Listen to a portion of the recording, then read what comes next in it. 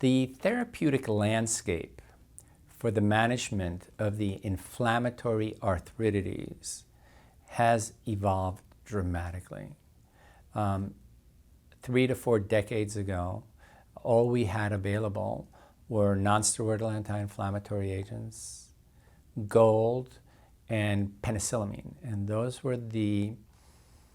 was the extent of the therapies that we had available to manage patients with rheumatoid arthritis, psoriatic arthritis, and back then ankylosing spondylitis. A huge breakthrough occurred in the 1980s when methotrexate was added to our therapeutic landscape as a critical element in the management of two out of the 3 of these diseases. It's not very helpful for axial spondyloarthritis or ankylosing spondylitis.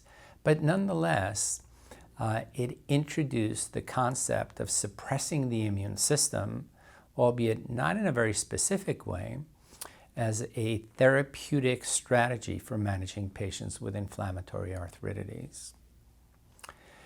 In 1998, 2 drugs were approved that were the first 2 biologics, infliximab and etanercept.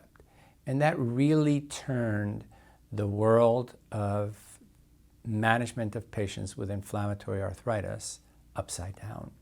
Because for the first time, we had targeted therapies that focused on a single cytokine that was overexpressed in patients back then with rheumatoid arthritis.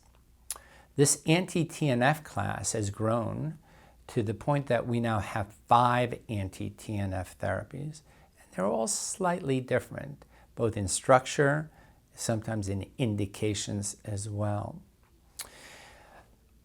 Once this strategy took hold, we also recognized that there are other cytokines that are overexpressed in patients with inflammatory arthritides.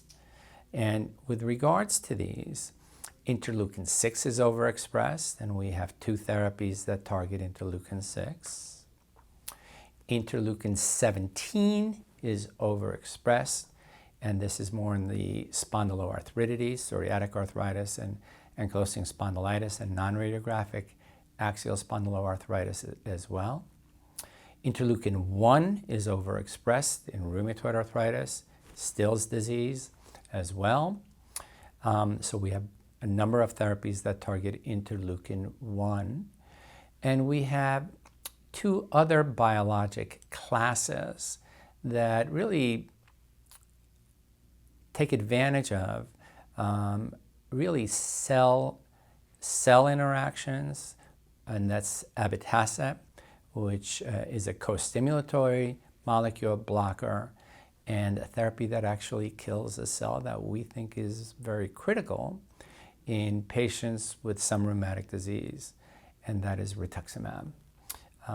For some of our disease states like rheumatoid arthritis, we know that antibody production is a critical element, and by killing these cells, you obviate not only the antibody production, but the other functions of the cell type.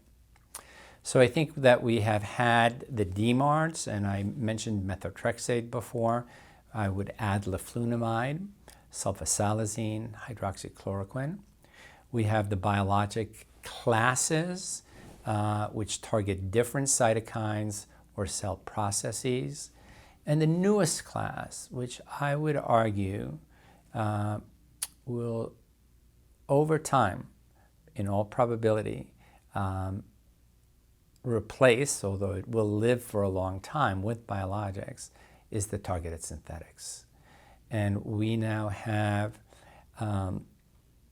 3 targeted synthetics, or what used to be called small molecules, that are available for the management of rheumatic diseases.